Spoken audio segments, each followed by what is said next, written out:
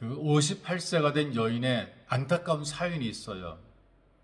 자기 집에서 남편을 살해한 혐의로 붙잡힌 것입니다. 이 남편은 30여 년 전부터 척수염을 앓다가 하반신 마비가 왔습니다. 그 이후에 이 아내가 농산일도 하고 포장마차도 하고 청소일을 하고 남편과 3남매를 먹여 살렸어요. 그런데 남편이 갑자기 약을 마시고 자살을 시도한 것입니다. 그런데 죽지 않은 거예요. 죽을 약을 먹었는데 안 죽은 거예요. 그리고 고통스러워합니다. 그리고 아내에게 간절히 요청합니다. 내 약을 먹어도 죽지 않으니 날 좀 도와달라. 내가 죽도록 좀 도와달라. 그래서 결국 이 아내가 남편을 목졸라 숨지게 만든 것이죠. 또 이런 일이 있습니다. 강원도 원주에서 30여 년간 공사 현장에서 목수로 일하신 분이거든요. 형님 부부가 농아예요. 장애를 가지고 있습니다. 말하지 못하고 듣지 못하죠. 거기다 조카가 있는데 이 조카 하나가 정신지체 장애를 가졌어요. 근데 이 사람이 60대의 그 남자인데 형님 부부와 이 조카를 부양해 온 것입니다. 근데 너무나 극심한 생활비를 견디다 못했죠. 그래서 결국 형님 부부와 장애인 조카 합쳐 3명을 살해하고 경찰에 스스로 자수를 했어요. 안타까운 삶의 현장입니다. 또 전북 전주에서는 생활고를 비관한 40대 아버지가 아들 2명을 흉기로 찌르고 자기도 자살을 기도했습니다. 경남 김해에서는 가난을 비관해서 40대 주부가 12살짜리 친딸을 목을 졸라 숨지게 했다는 것이죠. 왜냐? 더 이상 살 수 없다는 것입니다.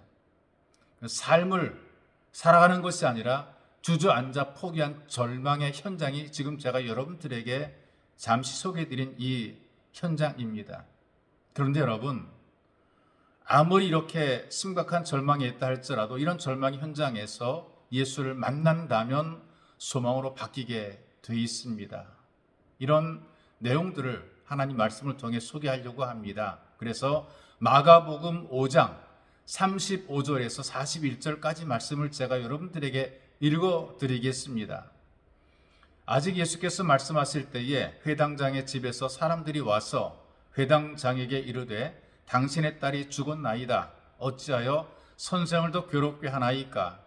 예수께서 그들 하는 말을 곁에서 들으시고 회당장에게 이르시되 두려워하지 말고 믿기만 하라 하시고 베드로와 야고보의 형제 요한 외에 아무도 따라옴을 허락하지 아니하시고 회당장의 집에 함께 가사 떠드는 것과 사람들이 울며 심히 통곡함을 보시고 들어가서 그들에게 이르시되 너희가 어찌하여 떠들며 우느냐? 이 아이가 죽은 것이 아니라 잔다 하시니 그들이 비웃더라.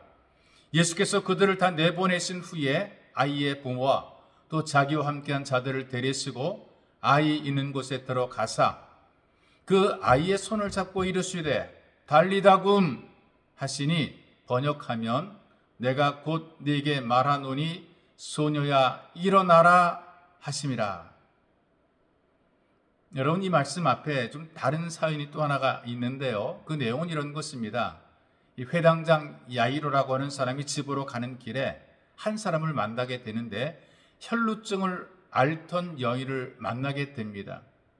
그래서 그 여인이 치료받는 과정 속에서 회당장의 집으로 가는 길이 지체가 된 거죠. 빨리 가야 되는데 한시가 급한데 그 여인 때문에 빨리 가는 길이 더디 가게 된 것이고요. 예수님이 도착하시기 전에 벌써 딸이 죽었다는 소식이 들려오는 거예요. 완벽한 절망 아닙니까? 네, 그런데 예수님께서 이 아이로에게 하신 말씀이 있습니다. 두려워 말고 믿기만 하라. 그리고 이 아이로의 집에 들어가셔서 죽은 소녀의 손을 잡아 일으키시면서 선포하지요. 당시에 사용되던 말로 달리다 굼 이렇게 얘기를 했어요. 그러니까 집에서 어른들이 아이를 깨울 때 이렇게 얘기하는데요. 아이에게 달리다 굼, 얘 일어나, 빨리 일어나. 그렇게 아이를 깨울 때 쓰는 용어라 그래요. 근데 그 순간 소녀가 벌떡 일어나 걷게 됩니다. 이것이 여러분들에게 소개해드린 본문의 내용이거든요.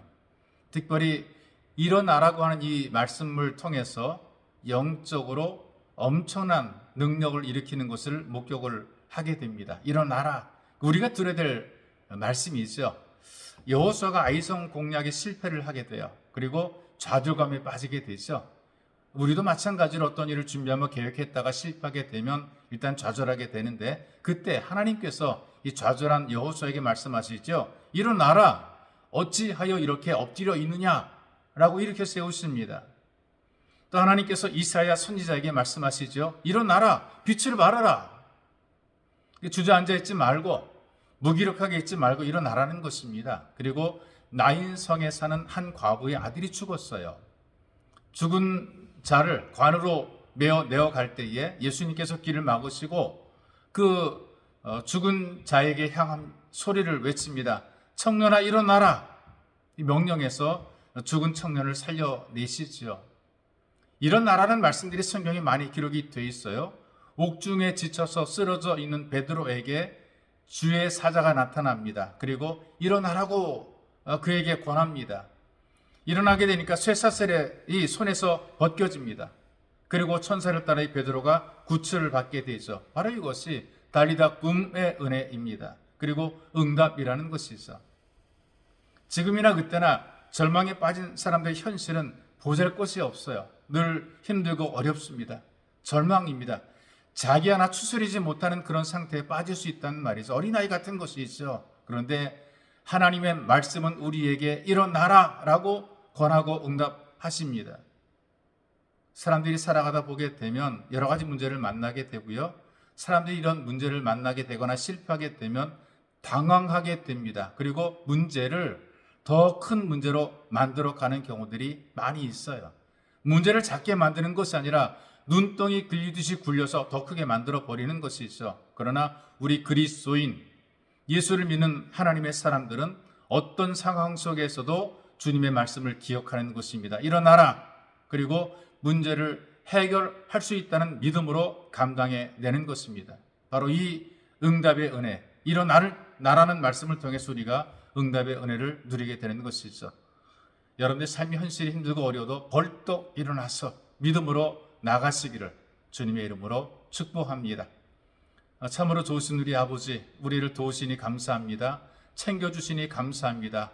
예배해 주시니 감사합니다.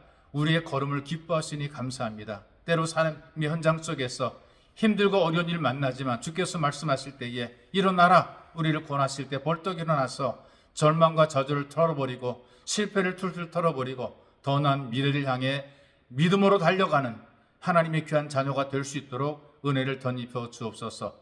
보배로우신 예수님의 이름으로 기도하옵나이다. 아멘.